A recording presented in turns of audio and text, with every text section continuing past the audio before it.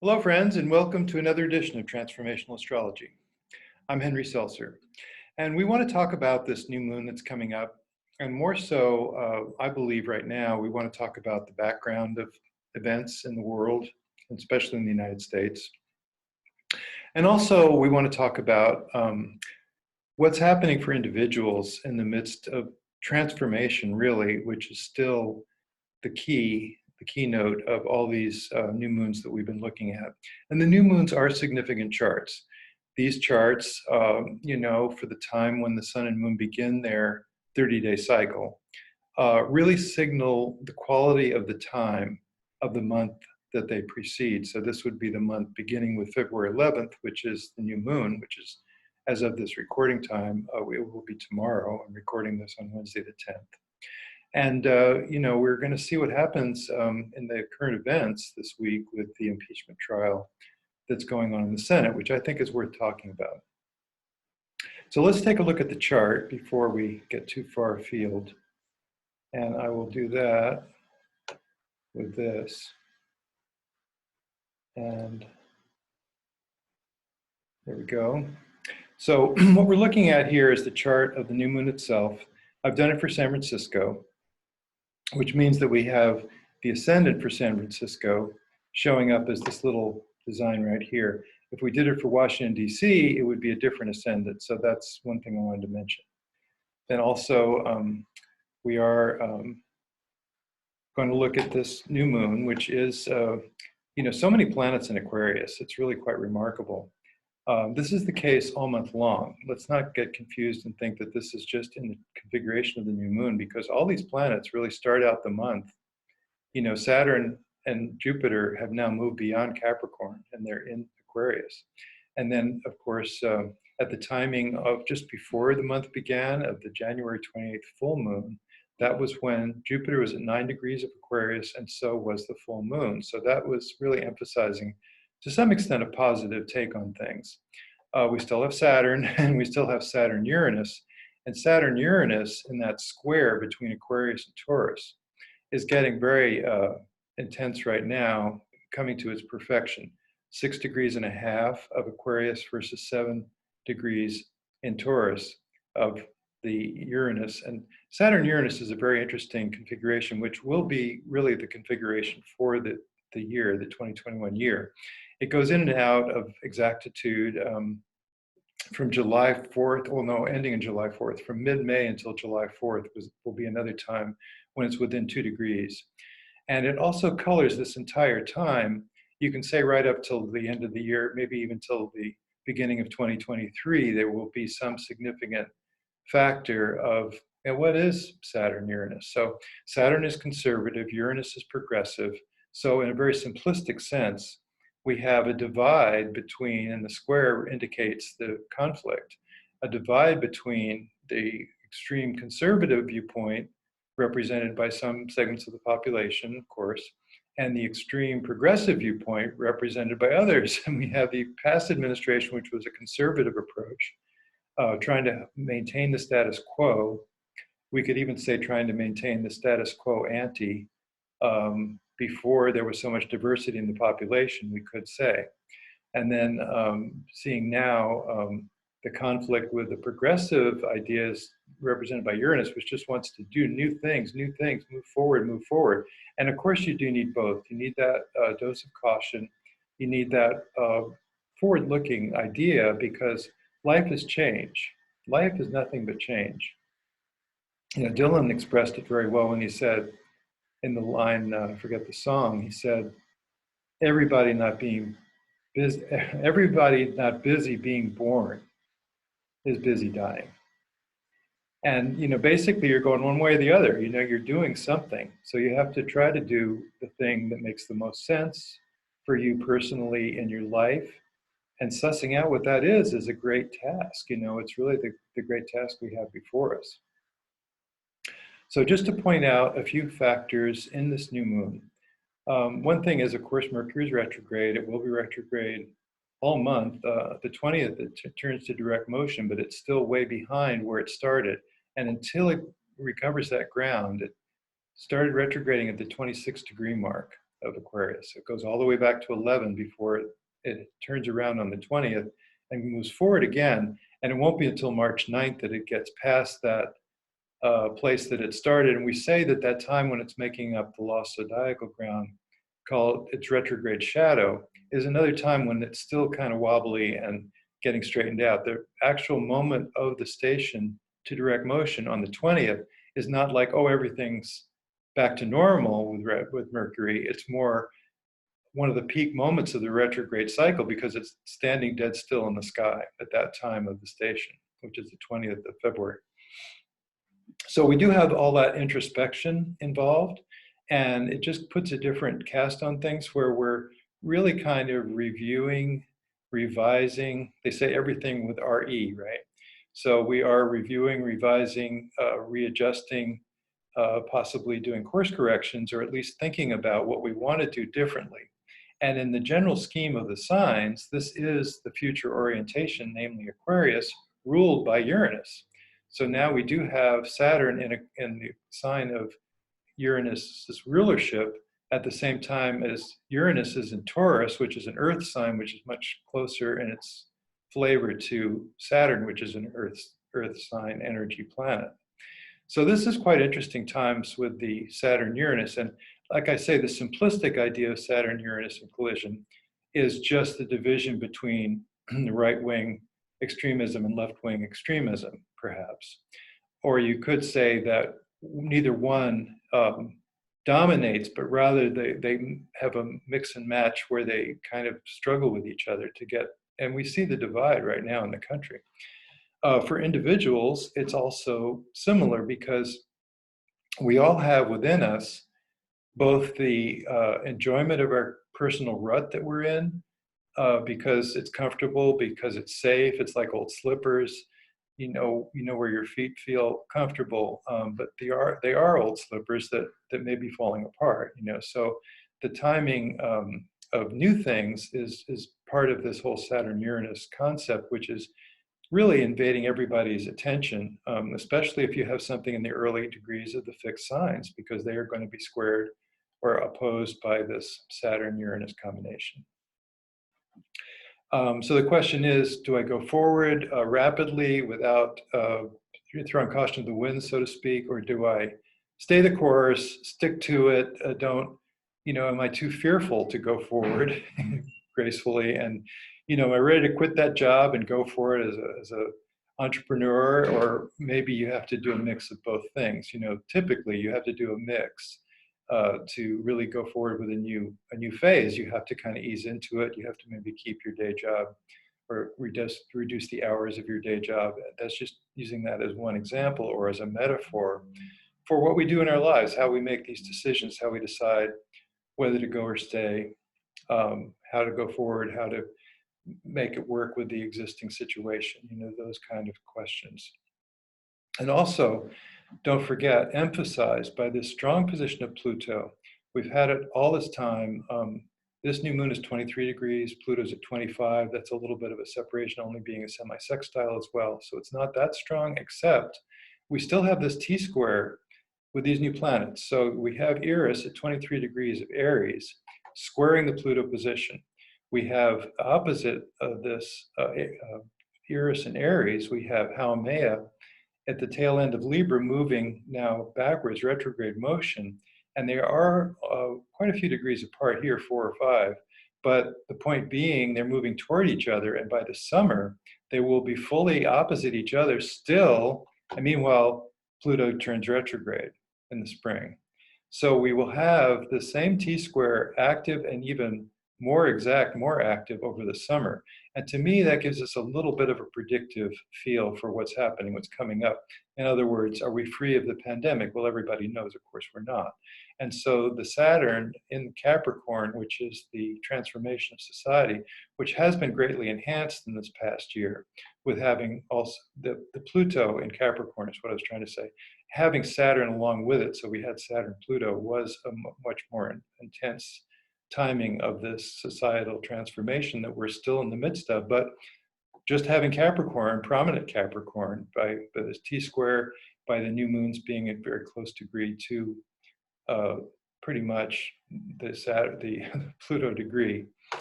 I'll get my planet straight. Anyway, Pluto represents transformation. And Capricorn especially, because it is the transformation of society that we're seeing. We're going to come out of this pandemic in a much different place than we started, right? I think everybody recognizes that. And how do we do it in our individual lives as well? Are we willing to make the changes? It's never really fun to get out of that comfortable rut, but sometimes we have to, and that is the way life moves. It moves ahead. And we are faced with, what parts of our life do we have to surrender and let go of as dysfunctional, not fully serving ourselves? That where can we, it's not exactly improve and become perfect and magnificent, but where can we become more authentic? Where can we really inhabit our graceful, true selves that correspond to natural, we say natural law, we say right relationship, right action. And that's where Haumea comes in, because not only representing strong outer planet energy, of course, Eris always enhances anything it touches. And it brings it to a soul level, because it is all about depth, depth of the psyche, what you really have deep inside you, and what you can act upon without giving in, without surrendering to conditioning or to previous wounding that sometimes inhibits action, or without surrendering to consensus thought, which may not be where you're at. You may be ready to transcend consensus thinking, as all the paradigm shifters in history have done, and many of them have strong Eris. I've been able to demonstrate that in my work. I wrote the book about Eris called The 10th Planet, which has been very well received. And basically identifying as a feminine warrior energy for soul intention. So what is your deepest idea of your life purpose? It's where you're really going, what you really have to contribute, and how you can recognize that. Meanwhile, Haumea and Makemake are new planets also, and not very well understood, but they do refer back to nature. They are named after indigenous gods and goddesses. These are all officially planets, called dwarf planets, but still planets in the Kuiper Belt. And Haumea, which has been fascinating to research, has to do with the profound connection to nature, to natural law, nature's spiritual path. Nature is shape-shifting exemplar of moving forward in a graceful way that's in accord with our surroundings, with the rest of society, with what you might consider right action. In other words, you can't just do anything you want. The example of former President Trump, I can shoot somebody on Fifth Avenue and get away with it because I'm president now. Well, not entirely true, actually. Which does bring me to the impeachment trial going on. And I don't want to be partisan about this, but I do think it's important to recognize that when we look at the mundane astrology, we can see, again, this right versus left. And we can also see that there's a process of transforming society that has a certain amount of optimistic, forward-looking flavor to it with the new Aquarian placement of Saturn and Jupiter, which were exact on the previous winter solstice on the 21st of December. And so this is a big thing that's playing out. People say, well, we should just move on, forget about it. But, what happened was serious.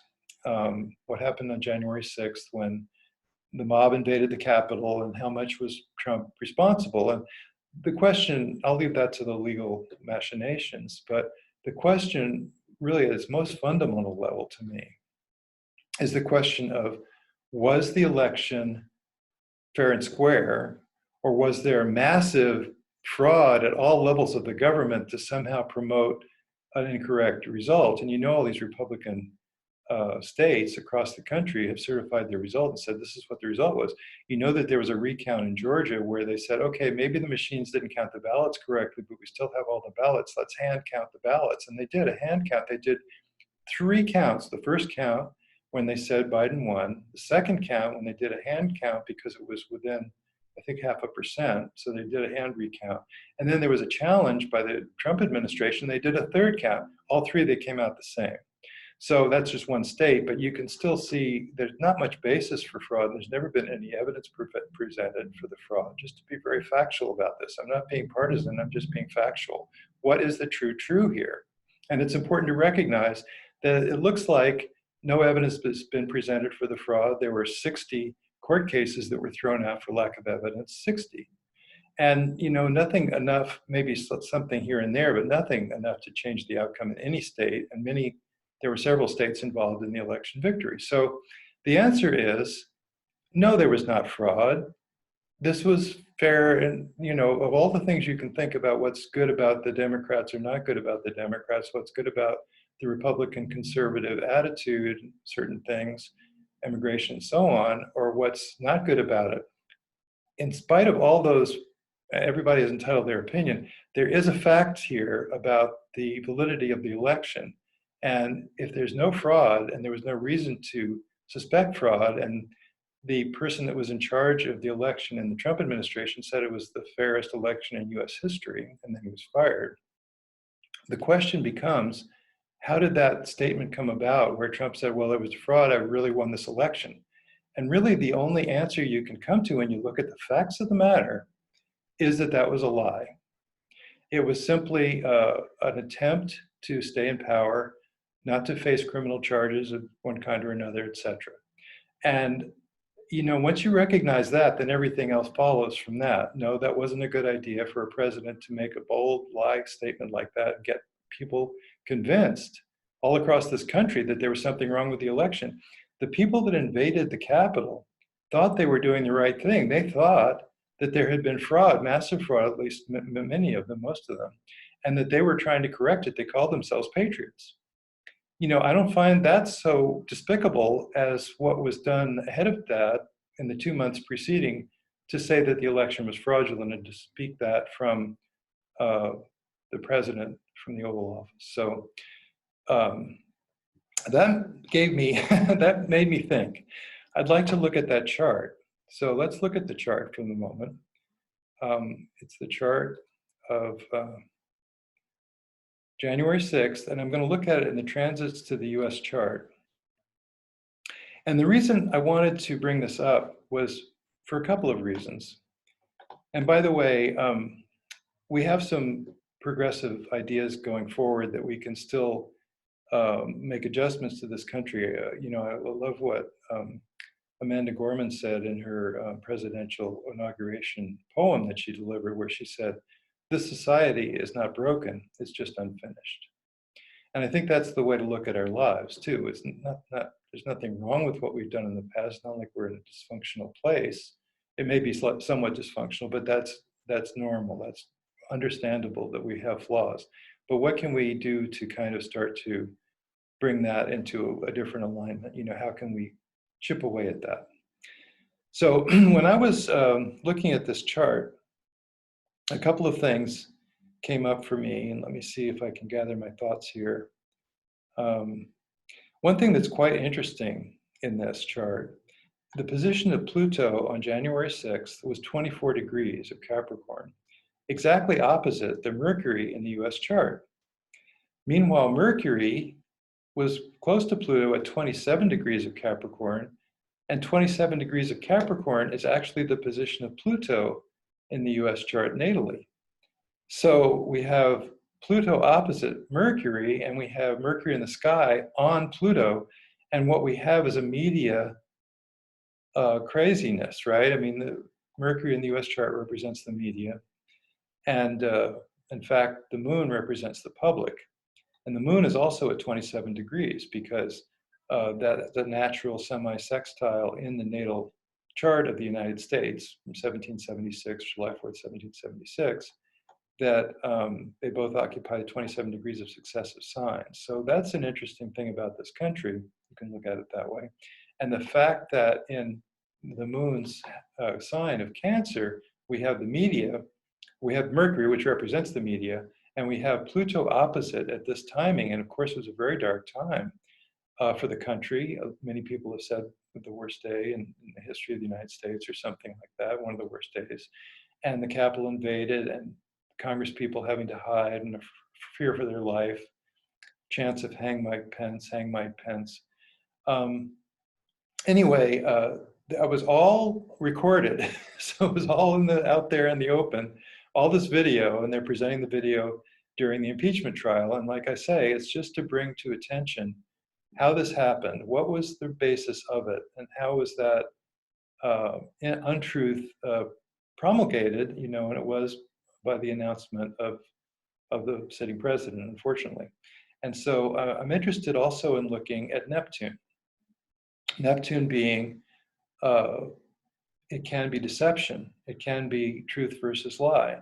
And what do you see in the United States chart with Neptune? But you see it at 22 degrees of Virgo, also being lit up by the position of Eris at 23 degrees, also being lit up by the position in this new moon, which is another chart you can witness here for a minute. Here's the transits from this week of the impeachment trial. This is the transits for February 11th. And so there we have the new moon at 23 degrees of Aquarius. We have the position of Eris at 23 degrees. And if we, in the time passage of software, you can do a thing where you say, I'd just like to see a single planet. And the planet we're going to look at is the natal planet within the US chart of Neptune. And here you can see the yacht. So basically what we're looking at here is an inconjunct from the position of Eris, an inconjunct from the new moon to this 22 degree mark. And the opposition is to, a few degrees off, is to Neptune in the sky. So I think this does, oops, sorry about that. I think this does point out that there's a bit of Neptune going on in the US chart right now. And I think that's quite interesting when we consider that, during the invasion of the US Capitol on the 6th of January, and I timed it for 1:00 p.m., which incidentally was also when the local time in Washington, D.C., of course. And so this would be EST, as far as the 1 p.m.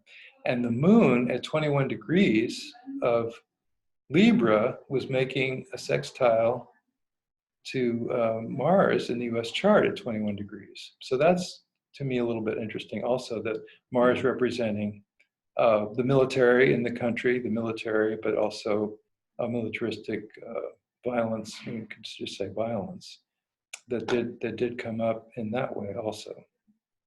So there's probably other things we can see in this chart. I don't want to belabor it and go on and on about it. But to me, this is quite interesting, some of the transits that you can see in action. And I think I will leave it at that and not go further with the analysis of this chart. So back to the new moon. So here we have the new moon, and then we will have again the full moon at the end of the month that follows that up. So let's look at that just for a second. So this is the full moon, you could say the fulfillment of this new moon energy, when we will be looking at the end of the month, February 27th, at kind of how that lines up, and we will be having at that time, the sun will be in the next sign of Pisces. So we're looking at 8 degrees Pisces, opposite the moon at 8 degrees Pisces. And the thing I'd like to bring forward about this full moon chart that's coming out toward the end of the month here, a couple of weeks more, is that the position of Maki-Maki, we've been talking about these new planets, we're talking about Haumea, but Maki-Maki at 7 degrees of Libra is very much a part of the full moon of both January 28th and then this February 27th, because there is the position of Uranus at 7 degrees of Taurus, the position of Chiron exactly opposite Maki-Maki at 7 degrees of Aries. And this was partly true. It wasn't at 7 degrees, but I think it's 6 during the January 28th full moon. And then we have the positions of the sun and moon themselves at 8 degrees. And we even have Saturn in this one coming up at 8 degrees. So basically you have Saturn square Uranus.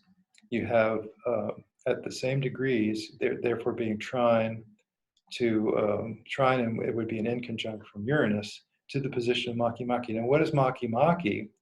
It has to do with profound connection to nature as well. but it has a much more activist slant to it. So this is a sign of environmental activism. You see it prominent in the chart of Greta Thunberg, for example. Many times I've seen how this is more of an activist agenda in the same concept of the connection between our civilized or society life and the life of nature around us, which is really the matrix in which we survive, right? And it's very important spiritually. So thinking of this as environmental action is very interesting because we recently had what they called the most important day in the United States as far as legal um, situations, the most important day for climate change remediation that we've ever had. And it was on the 27th of January, just the day before the preceding full moon that also lit up Maki Maki. So I'm just saying, looking ahead to the end of the month, are we going to see something? We see something every day on climate change. It's really popular right now. All the companies are talking about it. They're saying, hey, we're really green. We're really doing things that will help recycle.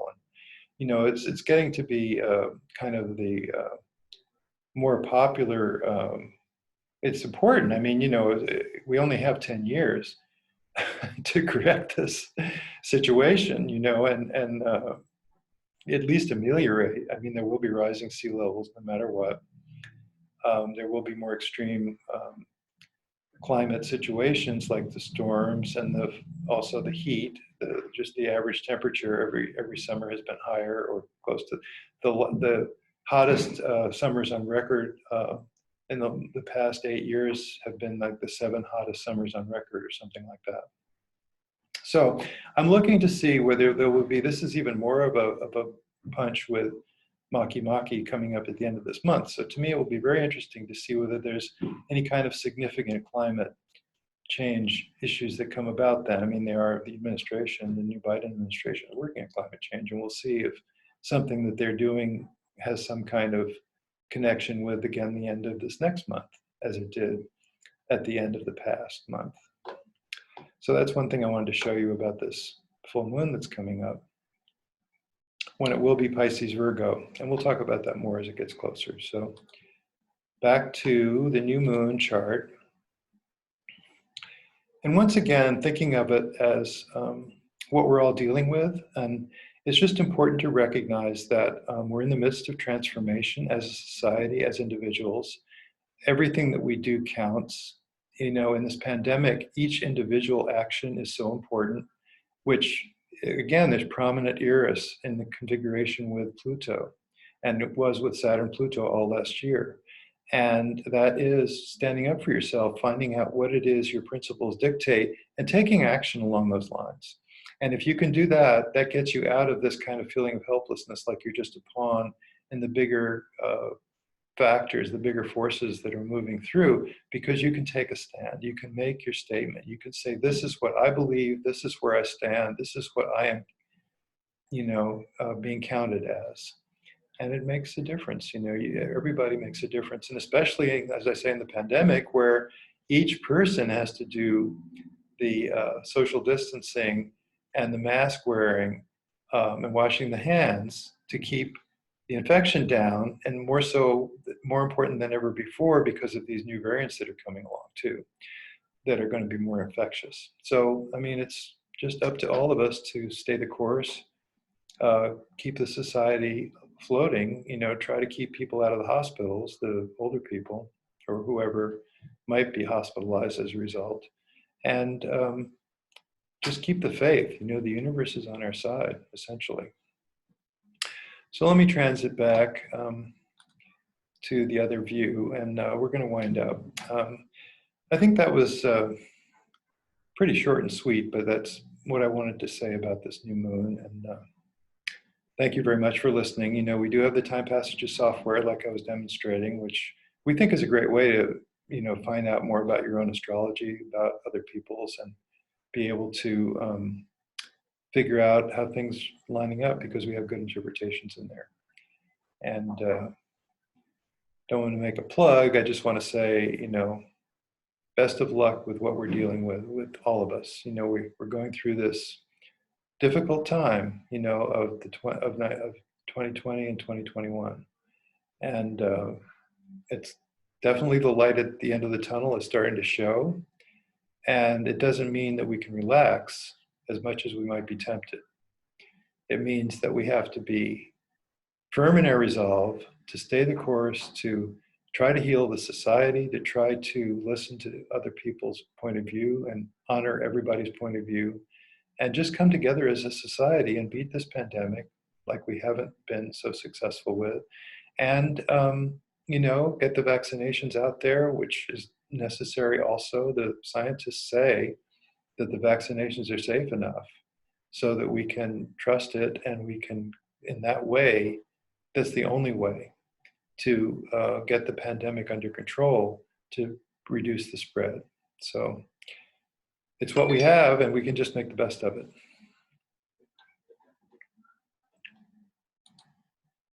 All right. So best of luck with all of that. See you next time. So long.